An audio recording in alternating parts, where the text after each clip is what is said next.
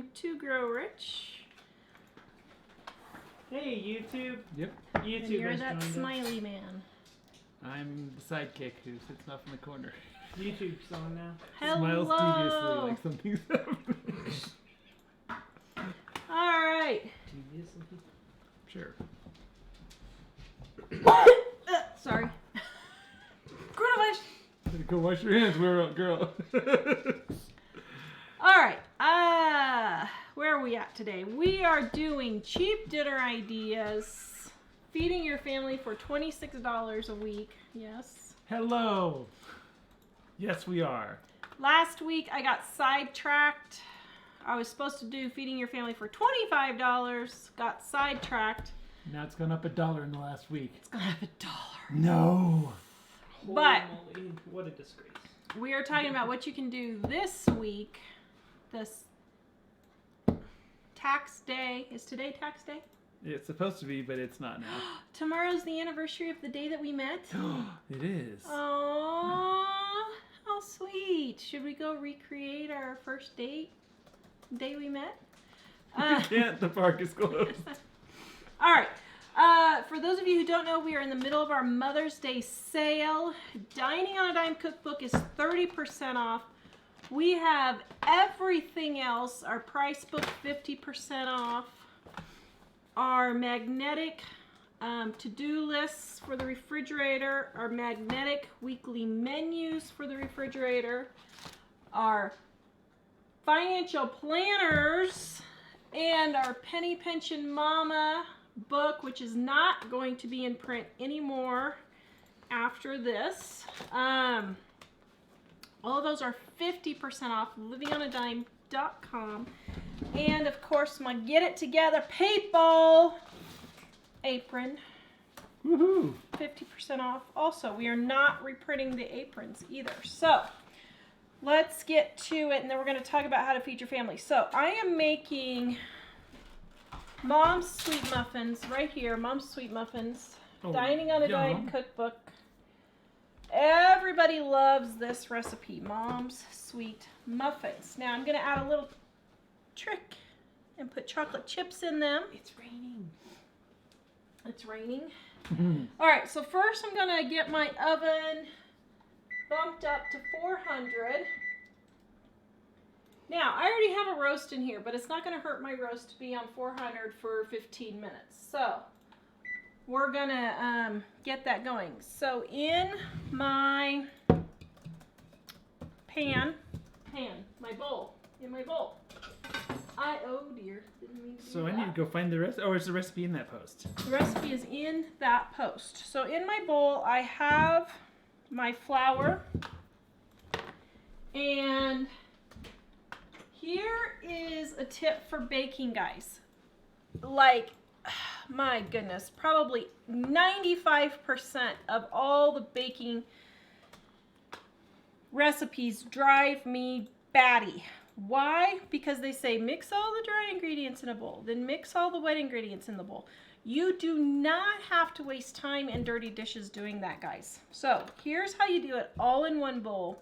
This works for 95% of your baking recipes. For quick breads, put all your dry ingredients in first. So I have my flour, I have my baking powder, I have my baking soda right there. I have my salt, because the world needs more salt, people. Right there. Okay. And then I have my sugar right here. Then what I do is I take my spoon or spatula, whatever, and I just mix all my dry ingredients in together. Just like so. Not difficult at all. Then I go in and add my wet ingredients. Now, this calls for a half a cup of buttermilk, but I don't have buttermilk, so I'm going to make sour milk.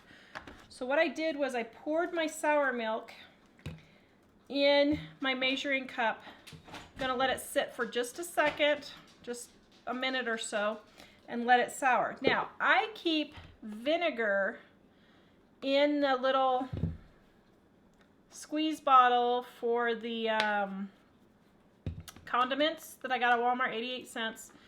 I keep apple cider vinegar for my gluten-free, dairy-free baking, and then I keep white vinegar when I need to sour something in there. So then I just put that squirt in. You can see here how the milk is getting thick and lumpy. It's soured, so that's exactly what we want. Then we're gonna need oil.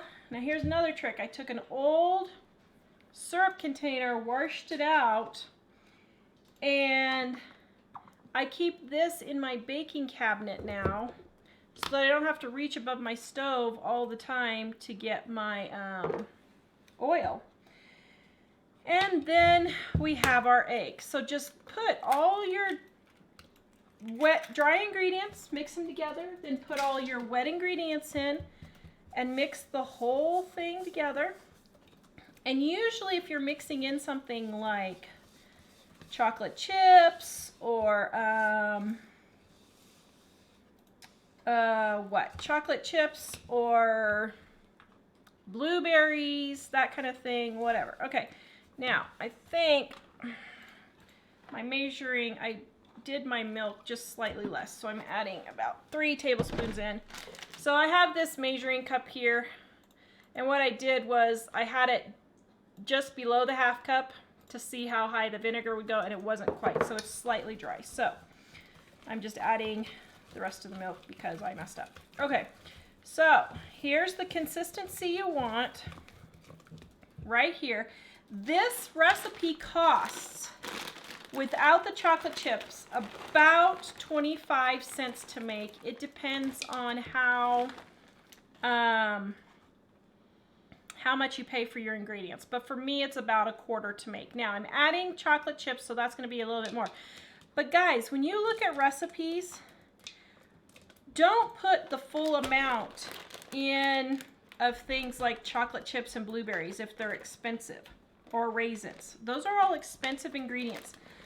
Now, in Dining on a Dime cookbook, which is on sale right now, right here, the best frugal cookbook you'll ever need, we've already halved all of the mix-ins. But, you know, in a regular recipe, I know it's nice to have, you know, chocolate chips just completely solid. But you can see that is a good number of chocolate chips. So you still get the chocolate flavor without the cost and without the calories, okay?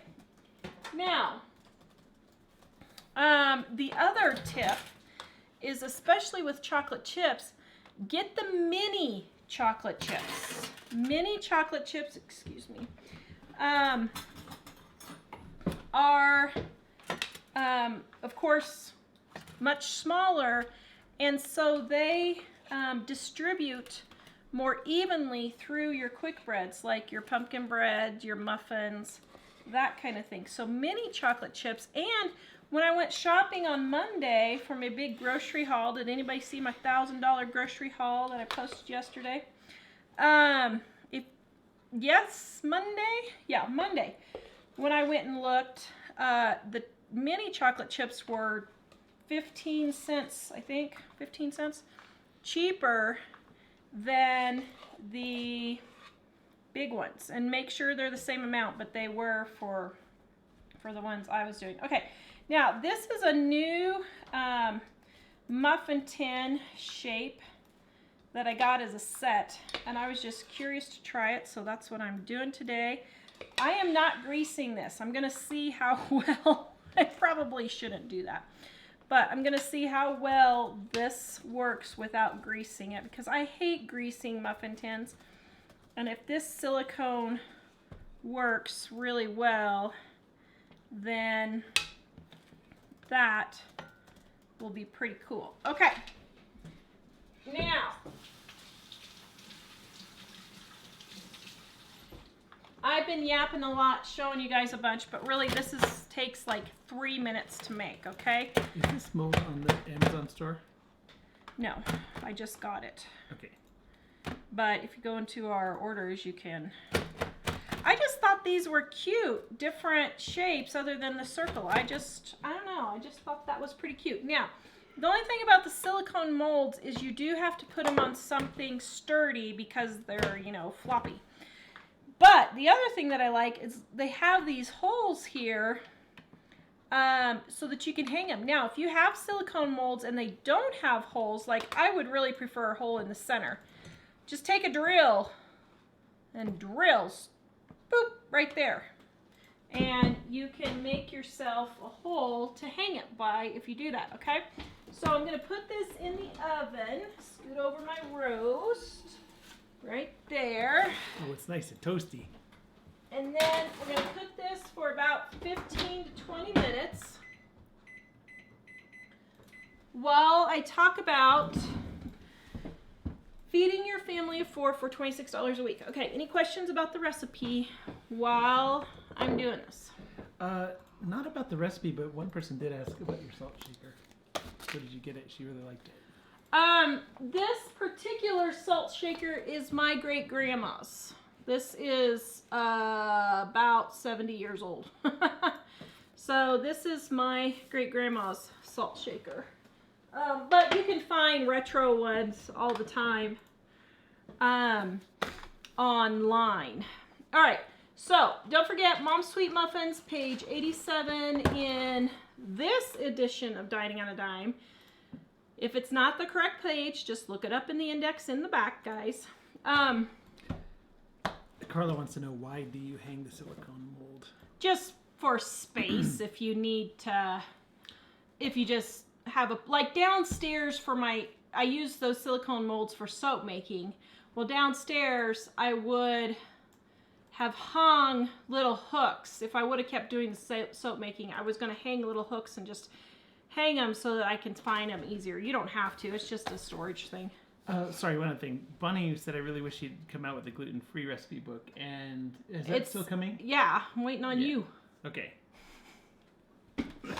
Poor Mike, he got so backlogged with our website issues, and he's getting somewhere now. Finally, today he got the reviews, so you can review our products on our store now, which is great. But for those of you just joining us, Dining on a Dime is 30% off for Mother's Day. We have our weekly menu plan right here. This one is 50% off. We have my refrigerator to-do list. Both of these have magnets. My refrigerator to-do list, 50% off. My price book, 50% off. Financial planner, 50% off. And our Pennypinching Mama book, 50% off. This is not going to be in print anymore. 500 Ways I Lived in $500 a month. If you want this, this is the last call. We are not reprinting this, okay? All right. And then my apron, get together people, apron is only $15 on sale this week. 50% off. Okay. Nice aprons too. Yeah, they're really nice. I really love this apron, but we're changing things up on our website and the way we do our business a little bit. And so some of these products we're not going to be redoing. So, all right. Any other questions real quick or? Somebody was asking how to make apple cider vinegar. I have no idea. I've never made it. Okay. I think that's basically it's fermenting apple juice, but I don't, you just have to YouTube it. I don't know, or Google it. I don't know how to do it. Patty got watched the penny pinching videos. She ordered the book. Yay! That's pretty cool. All right. All right.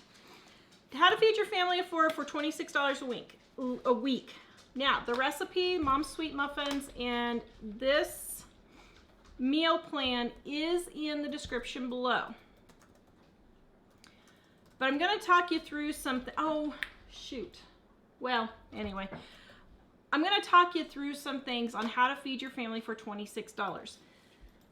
It is really not difficult. It all boils down to how you shop for groceries.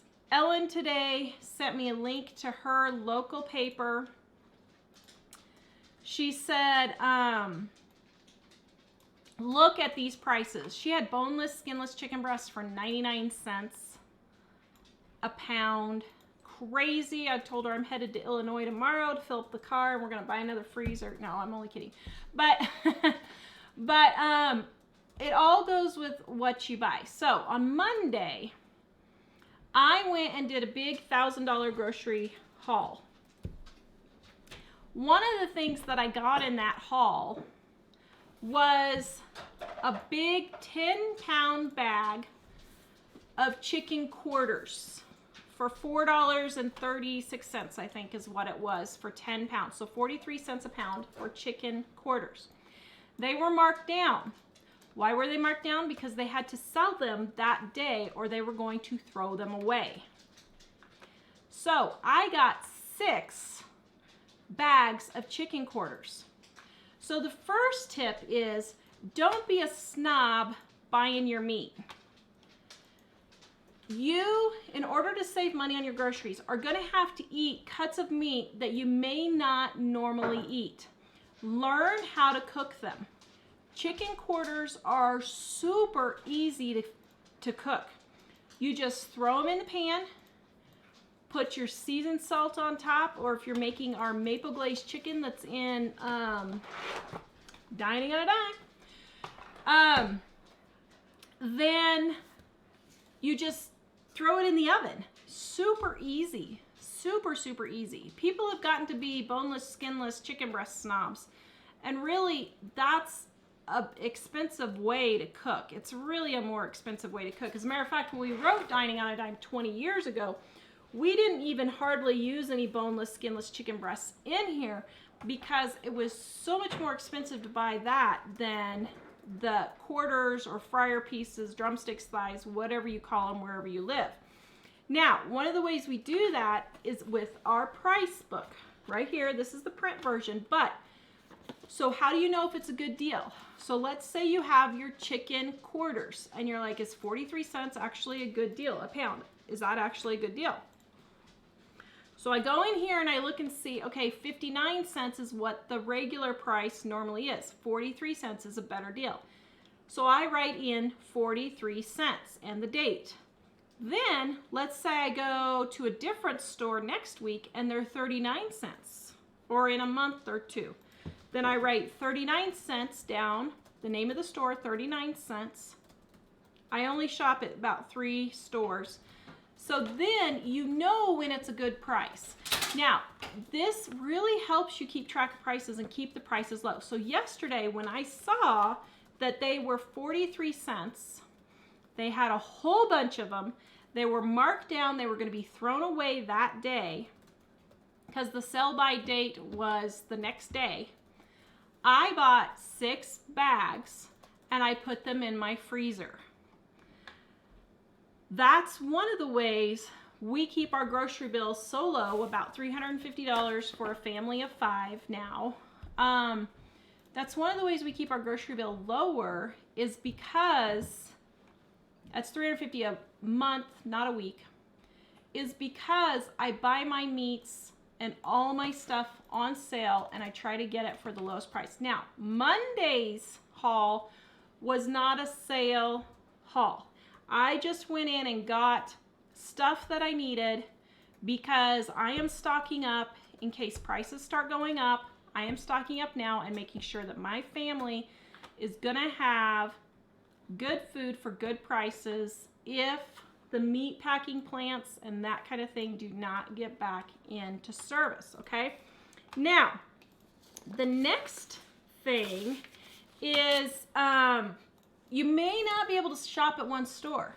Now, I went to Walmart on Monday, but Walmart is actually one of the most expensive grocery stores to shop at. Believe it or not, Walmart is not necessarily the cheapest place to shop at. Here, we have Kroger is a lot cheaper. We have Save-A-Lot is a lot cheaper. We have Sprouts. We don't have Lucky's anymore, but we have Sprouts, Save-A-Lot, and Kroger, and those are all significantly cheaper than Walmart. So what I'll do is, Sprouts is quite a ways away from me, and I don't really go to that part of town that much. But if they have a week where Sprouts has peppers, watermelon, peaches, onions, and roast all in the same day on sale, I will go do a big stock up. Then I won't need to buy those things for the next couple of months.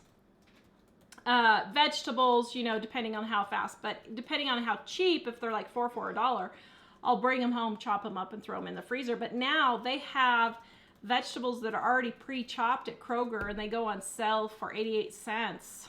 Well, shoot, why even go to the work for that? You know, that's a pretty good deal. So it just depends on where your best prices are, but you may not be able to shop at one store. But I don't go and spend 2 hours shopping at 3 different stores every week. One week I'll hit Sprouts, one week I'll hit Kroger, one week I'll hit Save-A-Lot. It just depends on where I'm going, that kind of thing. I shop about every 2 weeks. I don't go every week to the grocery store. When I'm saying 1 week, I'm saying one shopping trip, I guess I should say. Or if something's a really good deal and I'm going to the doctor or something like that, I'll stop on my way and just pick up what they have on sale, okay? Now, the next thing, tip number 3, for cheap dinner ideas is serve proper portions, okay, guys? Now, you do not have to have one full chicken breast, which a lot of them nowadays weigh almost a pound just for one chicken breast. You do not have to have one chicken breast per person. One chicken breast for the entire family is all you need, because 4 ounces is a serving size. So look at your serving size. If you want cheap dinner ideas, you're gonna have to get the idea out of your head that hubby needs a full chicken breast. Now, if he's just hollering and complaining that he needs more, give it to him. It's fine. But serve it with some vegetables, some rice, buns, muffins, apple slices, orange slices, you know, coleslaw, those kinds of things to help fill them up so that they are full. Also, fat makes you feel full also. So use real butter to put on your muffins or your rice, and that will help you stay more full. Now, I'm not gonna, you guys can go to livingonadime.com, links in the description below. You can look through, the $26 is for breakfast, lunch, and dinner, and you can look through that whole thing yourself.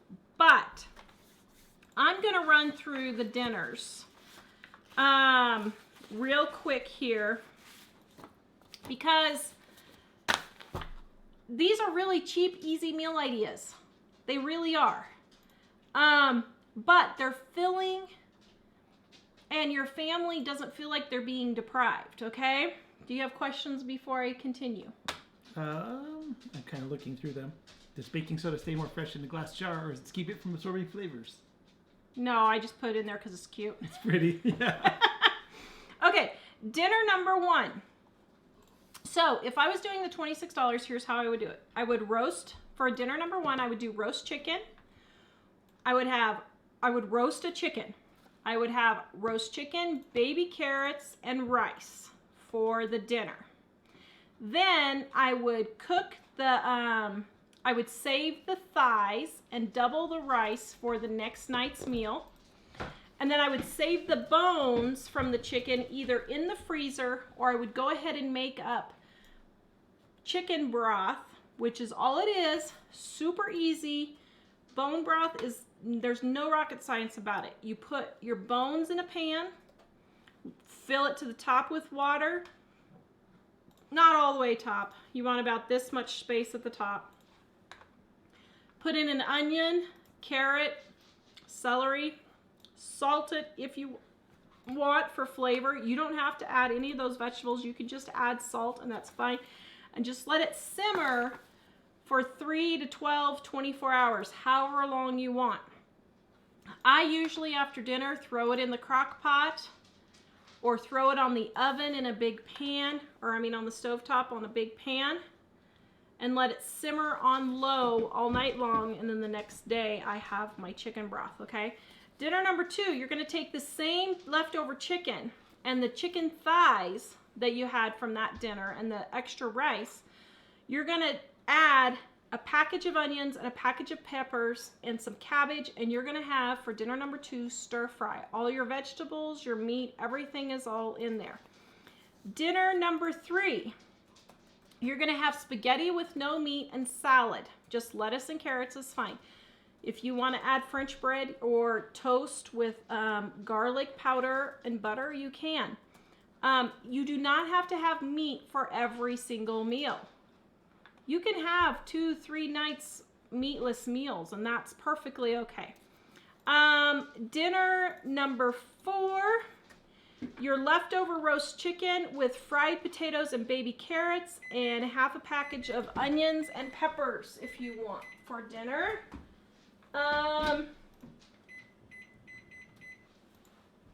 Dinner number 5, you're gonna take your broth that you froze or you still have in the fridge.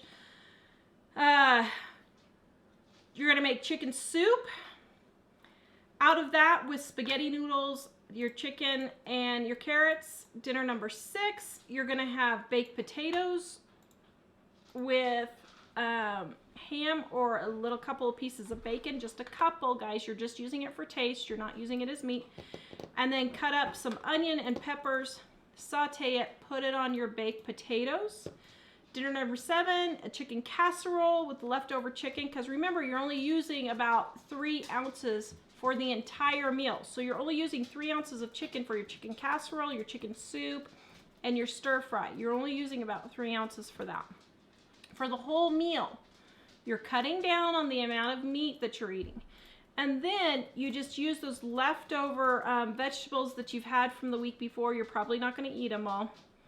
And bake that with a can of cream of chicken soup for a chicken casserole, and it's super yummy. We have all the recipes livingonadime.com for you. But guys,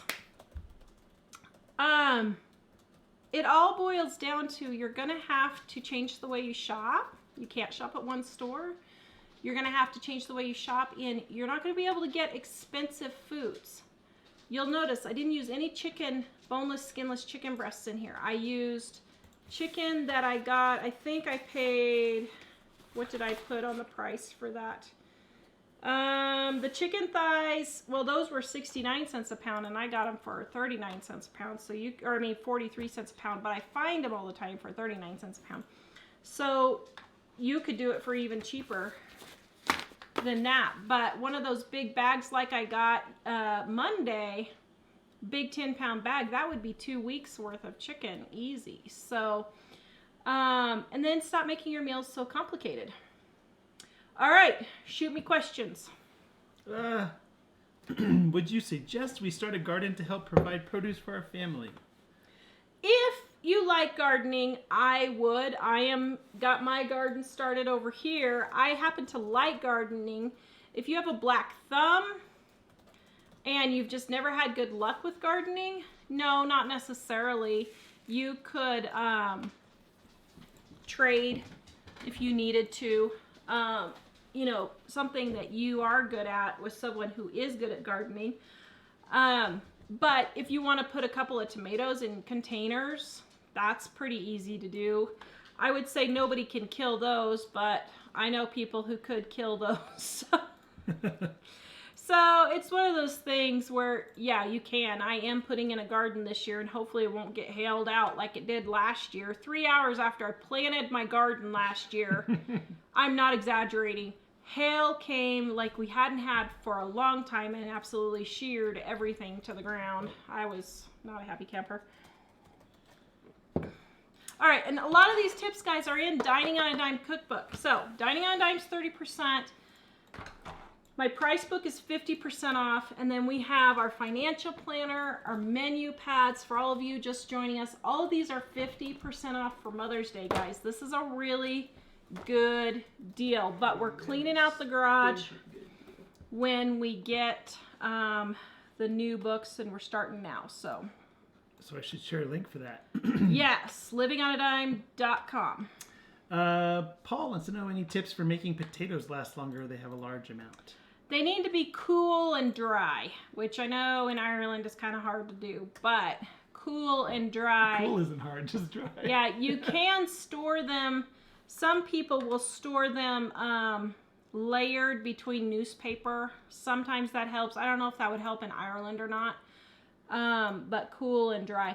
The other thing is if you happen to have a dehydrator, you could dehydrate them. My mom dehydrates potatoes all the time.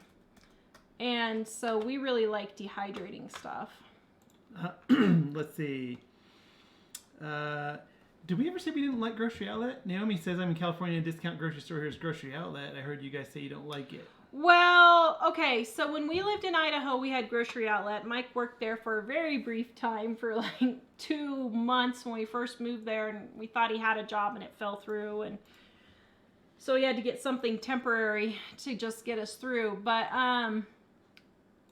Grocery Outlet can be good, but a lot of times they can have expired food, and it can be kind of a crapshoot on if you're gonna have food that tastes good or not. Part of the deal is sometimes it can be old. When I worked at it, a lot of it was expired, but it was past the ideal date or the freshness date or whatever, but but still within the safe to eat date. And a lot of the things were okay, weren't they? Yeah, we had good luck with a lot of stuff, but just be warned that it could taste outdated. I would say it's worth going to, because the amount of money that you'll save is probably way more than what you would spend even if you did get something bad. Okay, now to make sure your muffins are done, take a knife or a toothpick and stick them in the center, and if it comes out clean, now there's chocolate chip on it, but that's melted, but see how that's clean? Then you know they're done. Okay, so we're gonna let these cool. Now, that did not turn out as pretty as I was hoping. I was hoping they would all look a little bit more like this one, but that's all right. We'll let them cool. I'm sure they're edible. For just a minute. Ooh, oh yeah, they're gonna pop out of there easy. That'll be great. Wait, is that a silicone mold? Yes. Okay, next question. Oops, sorry, I wasn't prepared. I just bought the price book and menu plan with the magnet. Hopefully it says, yeah, I thought we were out of those, so we still have. No, we still have like 150 left, I think. Oh, cool. Let's see. Nancy in Windsor. Hello, living on a dime. Love you all. Congratulations on meeting each other. Yeah, what was that? 26 years ago now. Yeah. Wow. I was like, how long have we been? Oh, yeah, okay. Do we have a white cake recipe in the book? Yes. It's in the white first one, right? cake, and it is really super delicious. And let me tell you, for you gluten-free, dairy-free folks, I converted it over. Oh my word, it is delicious. This white cake is really super good for Dining on a Dime. And somebody asked on Dining on a Dime Volume 2, when is it coming out in gluten-free, dairy-free?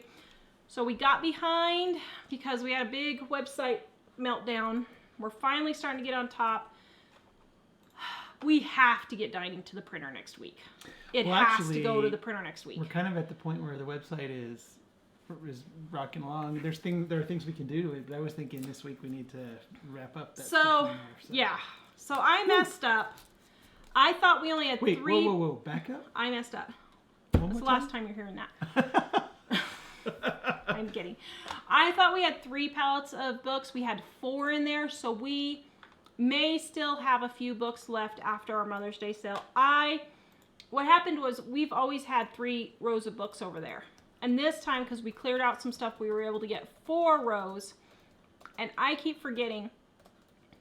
So we have 250 more books than we thought we did. But we are trying to get Volume 2 Dining to the printer next week. It has to be next week. Then we're going to work on gluten-free, dairy-free. I'm hoping it will be ready by mid-May. It will not be printed by then, though.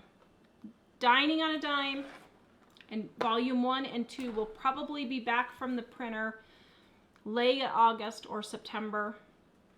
I don't know if I'm going to print gluten-free, dairy-free. We're trying to decide if we want to do that or not. We'll have to see. It will definitely be in ebook form, but not sure. Okay, I've got a couple questions here. Do we buy everything generic, Susie says? Not everything, but probably 90% of our stuff. There are a few things that we just like the non-generic better, and since Mike is a Hershey's syrup snob. Even though I have a Hershey's syrup recipe in here. Actually, I like the homemade one. Actually better. And I like the homemade one. It's just off-brand ones don't like them as much, but I don't eat it that much anymore. Is there a But also Cheerios. Yeah, and Cheerios. I prefer Cheerios over the cheapy ones, but we don't buy those that much, so but occasionally we do. We just have a certain taste. Is there a sub for shortening? Recipe calls for shortening or margarine. You can use butter if you want, but when recipes call for shortening or margarine, there's a reason. It's because in baked goods, the shortening makes stuff fluffier and lighter, and in things like grilled cheese sandwiches, margarine is called for because it doesn't burn as easily as butter does. So you are welcome to use butter, but your recipes will not turn out as light and fluffy, and they may get darker and they may burn more, so you'll have to be careful. Breezy's asking for a creamed soup substitute. Do we have anything? We have a recipe, Dining on a Dime cookbook. It's called Cream Soup Mix. It's also at livingonadime.com. Cream Soup Mix is in there. Annette, 3 ounces is not even 1 cup of chicken. Is that supposed to feed how many? 4 to 6 people for one meal. Yes, you heard me correct. Is that 3 ounces each, or is that for No, the whole thing? The whole thing. Got it. When you're putting 3 to 4 ounces of meat in your casserole, your chicken noodle soup, your chicken and dumplings, any of those kinds of recipes, you do not need 3 to 4 ounces per person. You only need 3 to 4 ounces for the entire meal, because you're using it as a flavoring, not as a main dish. That is a really good way to stretch your meat and save money and not spend as much on your dinners. And by doing that, I spend $5 or less on almost every single dinner we eat. Oops. Patty, I'm planting seeds today. Use your suggestion of cutting up old blinds to use for markers. Thank you. Oh, you're welcome. And I don't know if you saw it, Paul, but Jill was saying don't let the light get on the potatoes when they're in the cool, dry place, because that will encourage them to want to grow. I should have said dark, cool, dry place. Yep. Silly question, but I'm assuming volume 2 of Dining and Dom will not be a replacement. Not a silly question. No. Volume 1 is our good old Dining on a Dime cookbook that we've sold hundreds of thousands of copies for. Volume 2 is the sequel to this, and it has all brand new recipes. Well, 99.9. There's actually 2 recipes in there that have variations that I could not find a better recipe for because they're just that good in dining. But I wanted to add the variations, and there's not room in here. So those 2 recipes will be the same, but they're not the same because they have variations that aren't in dining. So, but right now we're in the situation where we had to make a few revisions to the original one before we can send it to the printer. And we should be done with that this week and send it to the printer. And then we'll be working on getting the second volume finished, which is already probably 80% finished. yeah. So, yes, you can keep potatoes in your fridge in the bottom drawer. And somebody else was asking about onions. Breezy, what about keeping onions? I tried it at a cool, dry place and still no good. I store them in the refrigerator. And then I don't cry. I haven't cried for cutting onions in years, because the cold keeps the onions from not having you cry. And I think Dave is right. When he took his chemistry class last year, he said it's because the gases fall when they're cold. And I think he's right on that. So I keep them in the refrigerator. Patty, I made your oatmeal muffins and added chocolate chips and walnuts, and my husband devoured them. Yeah, they're really, really good, those oatmeal muffins, and they're very versatile. Kathy, congrats on the first date anniversary. Tomorrow my hubby and I celebrate 32 years. Oh, Wow. wow. Amazing how fast it goes, right? Elizabeth got her cookbook in the mail today. Woo! Yay. Let's see. Dave, can you hand me a plate? And we don't kind of have a very good date on the cookbooks yet, do we? On the new book probably won't be till the fall at this point, right? It's looking like the end of August or September, and I have no idea until we get it to the printer. I don't know who's working, who's not. I may get it to the printer and they'll say, sorry, nobody's working. He did say today that they have people working, but I don't know what's going to happen with that. So, ooh, actually, wow, these slip out really nice. Somebody else was saying that she got one of the Wow. silicone ones and that it was really awesome just popping them right out. Okay, Wow, that works pretty That good. is cute how they look like little bread loaves. Oh, I like those. Those That's are cute. really cool. Wow. It's the little things, guys. Let's see. Oops, that one stuck. Barbara said, made your homemade shake and bake tonight. It was wonderful. The dog wouldn't stop staring at us and ended up eating more chicken than my husband and I did. Oh. That's not good. That's not a frugal tip. Yeah. Kathy, I'm getting more creative with using leftovers to stretch out our food thanks to Dining on a Dime. Yay! Thank you, Kathy. What are those? You're so encouraging. Chocolate chip muffins. Bonnie hasn't been here in a while. She was wondering about why you stopped doing this soap making. So I stopped a year ago this month because it was just causing me too much stress. I was wanting to quit living on a dime and just do soap making, but as soon as I made that decision, living on a dime started taking off and actually making us money. Well, and the soap was a lot more physical labor. And the soap is a lot more physical. I did not have a place to do it. I really need a studio to do it because doing it here is just a pain. And so I just made the decision to stop making it because it was just too much. But my daughter is still selling goat milk soap and the goat milk cream. Goatmilkgifts.com. If you really love the soap, she has it. Goatmilkgifts.com. Brenda, thanks to your advice, my pantry is full. Thanks for the tips. Started stocking up 6 weeks ago. I'm also using Adult Son's freezer. Wow. Yay. And Margaret was asking if she should invest in a freezer. I have no debt now, and I wasn't sure. Well, okay, so it depends on your circumstances. Do you have a family you're feeding? Is it just you by yourself? If it's just you by yourself, I would get a little tiny freezer. My aunt, who's in her 80s, has a little freezer. She uses it all the time for stocking up and stuff. My mom, who's 70, does not and only uses it in the fridge. So it just kind of depends on your circumstances. But I would say, yeah, it's probably, you know, a good thing. You can find them on Facebook Marketplace and that kind of thing all the time, too, for pretty inexpensive. Oops, I wasn't expecting that. Sherry, love the apron. Never work Thank without you. one. And she says they even go on holidays with me. There you go. Let's see. What is a good pregnancy dinner that is meatless? Anything you can keep down. I don't know. I was horribly sick when I didn't feel like eating anything when I was pregnant except radish sandwiches.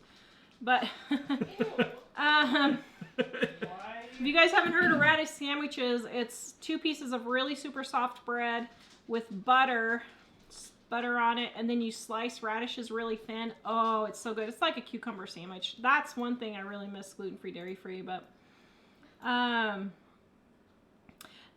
Becky wants to know, does the Pennypinching Mama have more content than the movies or than the videos? So this is all the tips that she used on how to save money.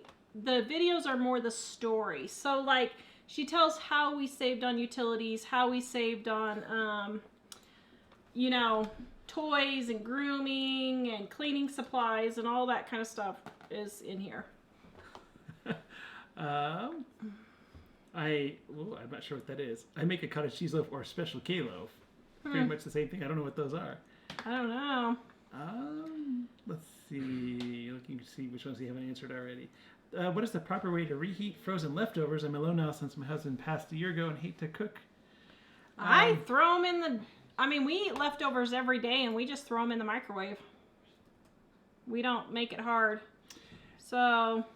Yeah, definitely. Yeah. Oh, Paul thinks I need a debt-free scream. No, you know what my scream is going to be? Get it together, people. So you know what they're going to say? I got it together. There you go. And here's something. Okay. Here's something I want to talk about for just a couple of minutes. About my video yesterday. You got your armor on? Well, actually, Tracy had a relevant comment. Tracy, okay, what's Tracy's relevant comment?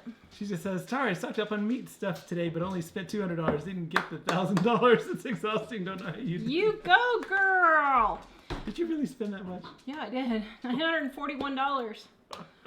Here's the thing, guys. We had several comments about how, oh, you're just causing the panic. Oh, you're just panic shopping. I am not panic shopping. I am using my brain. Here's the thing. For any of you who know the Bible, Joseph in the Bible was warned that they were going to have times of famine. So he started stocking up so that when the famine came, they would have food when it happened. I totally feel like this is that situation. We are being warned that the meatpacking plants are closing down because they don't have workers to work. We are being told that they're throwing away food right and left, milk and vegetables, because they don't have workers to package the food. So here's the thing. You've been warned. If you have the money to go stock up, I would definitely do it. It's not, what's the big deal that will happen? You'll just eat it. And you won't have to go to the grocery store for a few months if everything just turns around in a couple of weeks and doesn't do anything. But if it doesn't turn around in a few weeks, then you have stocked up, and when the prices start going up, you won't have to pay those prices when you're unemployed. We got a really nice note from Sabrina in Germany saying how, thank you so much. Because of you, I've been stocking up, and my husband got laid off. And now we're able to make it through just fine, and I don't have to worry about it. We aren't panicking about it. Because why? Because we're prepared. Now, does this mean that I have no faith in God to take care of us? Absolutely not. We have been in situations where that job at Grocery Outlet, when we moved to Idaho, Mike had a job lined up at a bank, and they basically wanted to scam little old ladies out of their retirement. And he said, no, I'm not going to do that. They said, oh, then you don't have a job. The next day, there were floods, and we literally got cut off from civilization and could not get anywhere because the roads were cut off. Like, well, it wasn't the next day, but I mean, it was a little while after that. And so we have been where we have had very little food or very little money for food. And Sorry, these are really good. they're really good. And I like the new shape. Brownie shape. People all the time comment, well, they just don't understand. They just don't get it. Let me tell you, I do get it. We have been unemployed or not employed at all for several times in our marriage, just due to circumstances. One time, we didn't have a refrigerator. We stored what little food we could in a cooler out in our shed. A cat got into it, ate one little section of the meat, and guess what we did? We cut it off and we ate the meat anyway. I have to tell you, that was a moment for me of thinking, well, actually, I think we both were like, looking at each other like, we don't really have the money to throw this away. We did not have the $3 to throw away that meat that it cost us. We did not have it at all. And here's the thing. Don't sit there and lecture me about how I'm panic buying and I don't know what I'm talking about. My grocery haul yesterday, 90% of the stuff that I bought, I only got 2 of. I wasn't going and hoarding everything. I did get more of the chicken. They were going to throw it out if somebody didn't buy it. Yeah, when they clearance it, then it's just not selling fast enough and they want it to go. It's not selling fast enough. Why shouldn't I take advantage of that deal? Now, I did get more chicken tender packets also of those chicken tenders that you saw. I think I got 5 or 6 of those, but there had to have been 250 or 300 of them at the store. They weren't lacking at all. There was no sign saying that they were having a meat shortage. Please limit your number you buy. Guys, this is called being prepared and using common sense. I wore a mask when I went to the store. I sterilized everything, the basket, my hands, the steering wheel. I might get sick. I don't know. I maybe will, I maybe won't. But here's the thing, guys. With something like this, you cannot close down the entire country for years at a time. It ain't gonna work. You got to use your brain. And the thing is, they keep saying, oh, the relapse is going to happen. Yeah, it probably will. But you can't keep the entire economy shut down for months and months and months at a time. It's not practical. And if you're living in a spirit of fear all the time, you need to deal with that fear. And that's something that you need to deal with your fear. But I will tell you, we had comment after comment after comment of people saying, thank you so much for warning us. I feel so much better. I went to the store. I got stocked up. So now I don't have to worry about my family. And here's the thing, guys. I am a cookbook author. I am in the middle of finishing 2 cookbooks. Not all of that food is just for fun. That is part of our business to keep our business going. I also share a lot of food with a lot of people. We gave some to my son when he came over on Sunday because all the grocery stores are cleared out. And he didn't ask for it, but we pushed it on him anyway. He didn't ask for it, but we gave it to him because I was prepared and I can help out.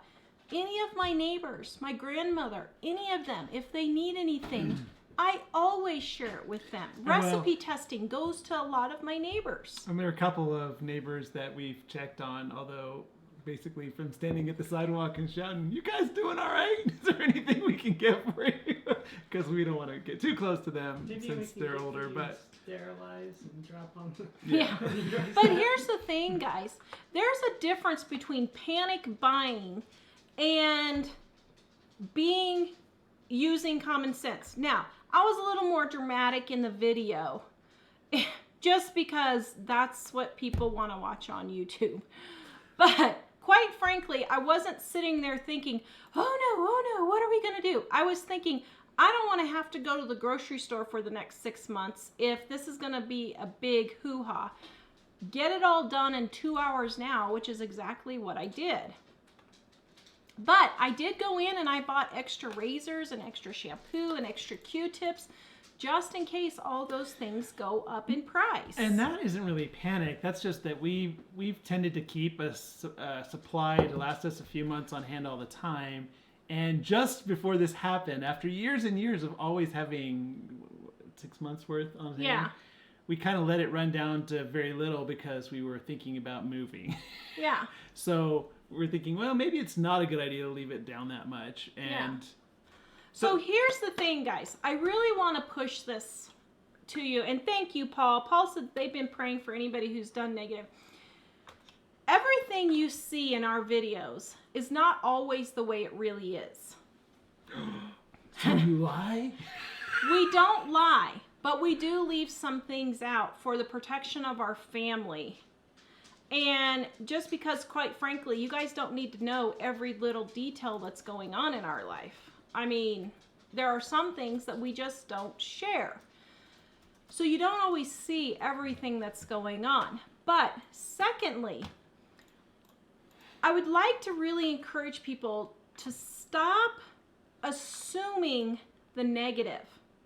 In Monday's video, I was really trying to and I should have said this better in the video, and I didn't because I was tired.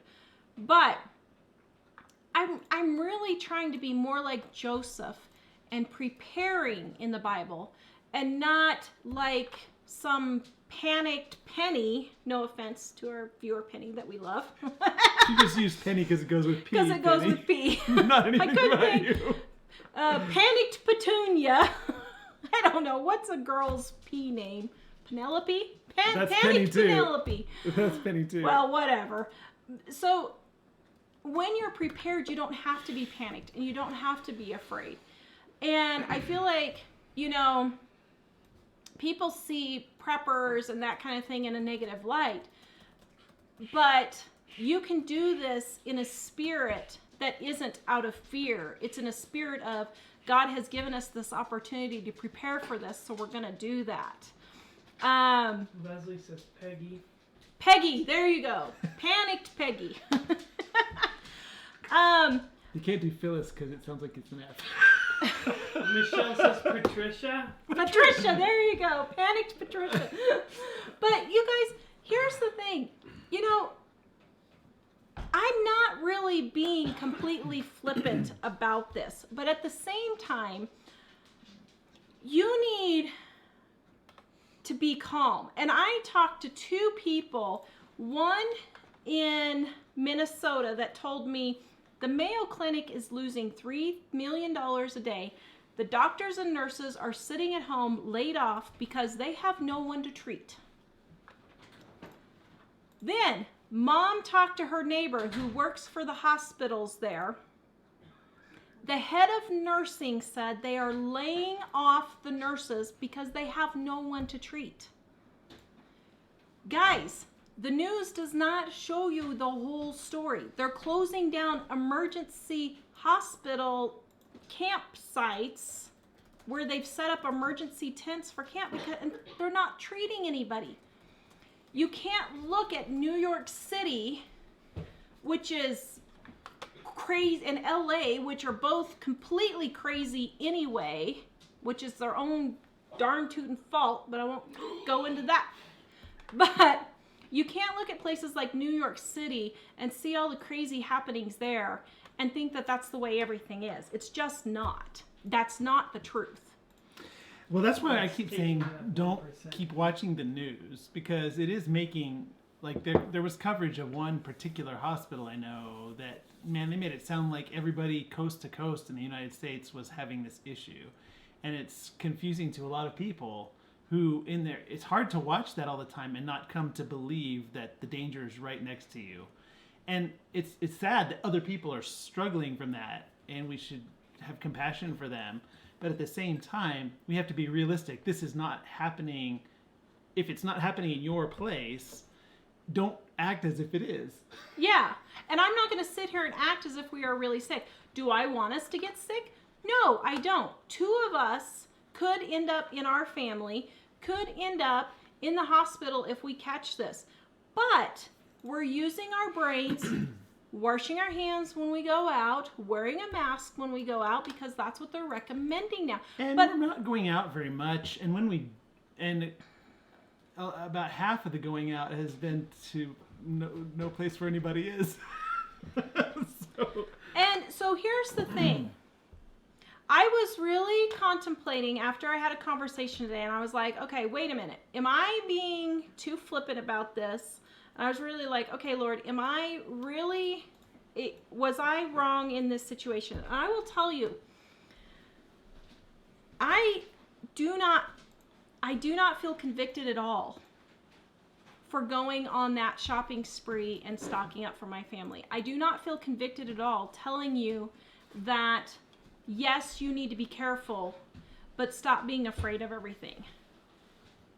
if you're in a high risk group, of course be careful. My mom is in a high risk group and she hasn't left the house for like 3 weeks. Use your brain. We don't go see my 91-year-old grandmother. Well, we did, but we went outside and we sat outside quite a distance away and had a talk with her. So she's not lonely, but we didn't hug her. We didn't touch anything. We didn't do anything with her. We just sat there and talked with her.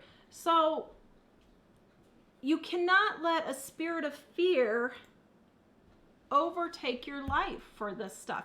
If you're a Christian, this is directed at Christians, but if you're a Christian, you're either going to believe God is going to take care of you or you're not. Period. Yes, actually, I was kind of getting really, and Mike was about to slap the table this morning because I was thinking, if you're not a Christian, maybe you don't understand this. But if you are a Christian, do you believe what you say you believe? Because it did take me a number of years to really believe it entirely enough where I'm a lot less afraid. But I was just thinking, if you believe that Jesus can calm the storm, raise people from the dead, cure all illnesses, create everything, then this shouldn't be that scary. Everything is in his hands. You believe Christ rose from the dead, but you don't think he's going to take care of you? And the thing is... Seriously? What kind of faith? Still, it's good to be careful to a reasonable degree to try to protect people that you know are in danger and that you may have an impact on. But God is sovereign and people are going to go when it's their time.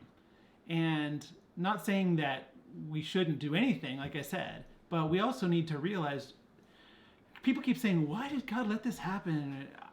I think it's because too many of us think we have control over our lives, and really we have virtually no control over anything. He has that control. So if you try to have all that control, you're just going to stress yourself out because you can't. Now, like I said, little things, wear your mask, stay away from people that are potentially at risk, stay away from people you don't need to be around for the most part, at least at the moment. That's reasonable, but it's not reasonable to go cut your neighbor's tree down because they went to the grocery store. Those are completely panic moments where you think you have control and you just don't. There are just a lot of things in life we don't have control over. By the way, side trip on my side trip. I think I was about 18 or 20 and I got it in my head, wow, meteorites fall out of the sky every day all over the world. And I was a little bit scared at one point thinking, wow, if one of those hit you, you would die. But I realized you just can't be protecting yourself against everything. You have to trust. And if you don't want to trust God, I don't know what to tell you. But well, and I'm not saying, I keep being accused that we're just being flippant about this. We're not being flippant about this. But here's the fact, guys. 0.5% of the people at the moment who get this, 0.5% die from this. That's basically the same as the flu. Yes, it's much worse, and yes, we don't want to be crowding the entire hospitals, and I get that. But at the same time, it is not practical to just completely shut down the entire country for months at a time. That's just not reasonable.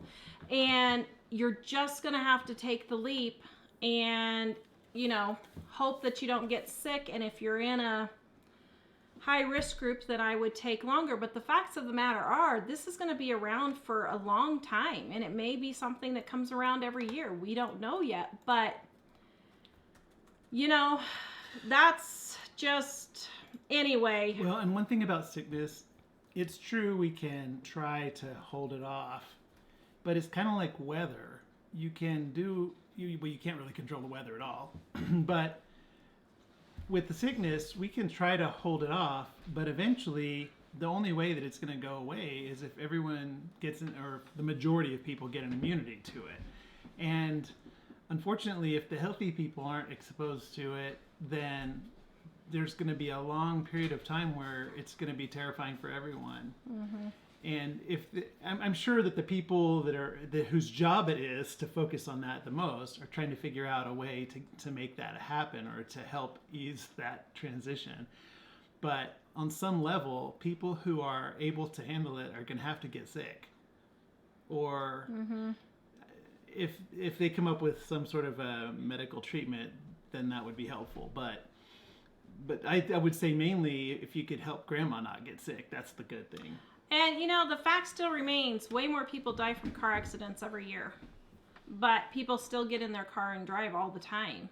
That's a risk you take. You can't just not drive cars in today's society because people are dying from car accidents almost every day. So, you know, anyway, I was trying to be more like Joseph in yesterday's video. Apparently I didn't come across as that. I apologize, but at the same time, I'm not sitting here just freaking out, panicking, but I am preparing. And I do know that if something happened and our house burned down today and we didn't have a stockpile of food, God would take care of us. He's done it before many times in the past.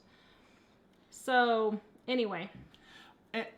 And we do talk about our faith sometimes and talk about God. And it's one thing that we found is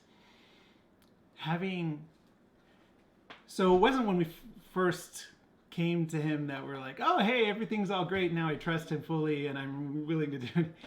Well, Tara was younger, but I was 23. And it was a little bit of a process of learning to trust him more. But now it's such a blessing to have that calm of knowing he's got it under control. So if you don't have that, why not? Like, you don't actually have to do something to be good enough for him. He died while we were still sinners. He died for us, the Bible says. And so he just asks you to come and he will change you to the degree that he wants you to change. And you don't actually have to like work to be good enough to come before him. So it's really, really awesome having that relationship. Yeah, because the Bible says that it has nothing to do with how good you are on whether you go to heaven or not. All it has to do with is if you believe that Jesus died for your sins, you pray and say that you're sorry for sinning and that you want him to come into your life and be your Lord. That's all you have to do. It's a free gift. It's simple, but it's the peace that you can have that no matter what happens, he will be there for you, even if it means death. You know, maybe for some people, death is actually a really good thing. Like when my great uncle died, my great grandma felt horrible because they didn't get him to the hospital in time because they lived literally in the middle of nowhere in the 40s or 50s. And come to find out, he hadn't been feeling very good before then, and come to find out the day of his funeral, he ended up having leukemia. Well, she felt horrible that they didn't get him to the hospital, but God was merciful and let him die quickly of appendicitis instead of a long, lingering death of leukemia. I'm not saying that's every single person, but you never know, you know, what could be happening in the future where God is sparing you for something. But if you're a Christian and you have Christ as your Savior, you know that you will go to heaven when you die. So you have that security and you don't have to be afraid. So anyway. Well, and again, if you're in a hot spot, if you have people that are in danger around you, that's something you want to keep in mind. But I think in some sense we've noticed that people don't seem to have remembered that people die every day. Mm-hmm. When this isn't happening, people die every day. Somebody was saying, I forgot who it was, that she saw the statistics for how many people die from pneumonia every year. And we're not saying people aren't dying in some places in big numbers. What we are saying is it's because of the way that people are told about it, it seems bigger to a lot of people who aren't really impacted on that level. And it's important to, you know, it's first of all, it's not our job to keep everyone else in the world alive. It's our job to help the people around us. But there are people whose job it is to think about those things more, and kind of like God is sovereign, we let him have control of the things, because we can control nothing, he can control it all. But there are people that are in positions of authority, and that's their job. And so to the degree that we can't control something, we should leave it to those who do, who can. So I would say that there is a lot of death all the time, and that's part of why we keep talking about Jesus, because there's no getting around the fact that we're temporary here, and there is a place where life is forever. And when you get there, what outcome do you want? Because the two things are, you can be with Jesus forever in paradise, or the Bible says there's a lake of fire for those who reject him. And that's not us saying that. That's what God says in his word. So, I mean, it's okay. Everyone can choose. You can still say, I don't want that. That's totally your choice. But he doesn't impose that on people. And when I was one of those people that said, man, all those Christians are all mean and they say mean things to me. And some people said they were Christians and did. A lot of people. But that didn't mean that God was wrong. And it also didn't mean that all those people were actually Christians. Mm-hmm. So, anyway. Yeah, you know. And from the very beginning, people have wanted to have control over things that are out of their control, and that's kind of what led to all the sin in the beginning. Mm-hmm. So I would just say there are times where I have to say, wait, I'm not in control of this. And if I realize I'm not, it's not as scary. Yep. All right, and on top of that, if you guys want a Bible, we give away free Bibles to anybody who cannot afford one. If you can't afford a Bible, we have an easier to read. Amazon blocked us from sending the Bibles that we really like, the New Living Translation. If you want the New Living Translation, Michael put a link to our web store, to our Amazon store. But we were blocked from Amazon from shipping those out. So we got some from our church that are English Standard Version. They're easier, but not as easy as the New Living Translation. But we will be happy to send you one of those for free. If you do not have one, please let us know. If you can't afford one, we will send it to you on us. I'm resharing the link for the muffin recipe and the cheap meal ideas that we shared earlier. Yep. Beth, just send us an email, editor@livingonadime.com, editor@livingonadime.com. I forgot to say that. Just email us with your address. Make sure you add your address. We can't ship it to you if we don't have your address. So make sure you include your address to editor@livingonadime.com and we will send it to you. All right, guys. Please like, subscribe, and share. Don't forget our Mother's Day sale is happening. Everything is 50% off except Dining on a Dime is 30% off. Aprons are 50% off. Pennypinching Mama, our Get It Together financial planner that just came out last December. Ooh. Our price book, our to-do list, and our menu planners for the refrigerator. All of these are 50% off, guys. Go grab them, livingonadime.com.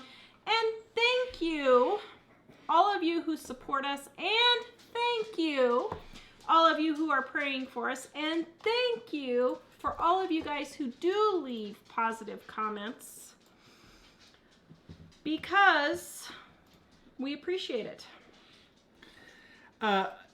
Oxygen Lover, Amazon blocked you from sending Bibles. So they're not blocking us because they're against Bibles. They just...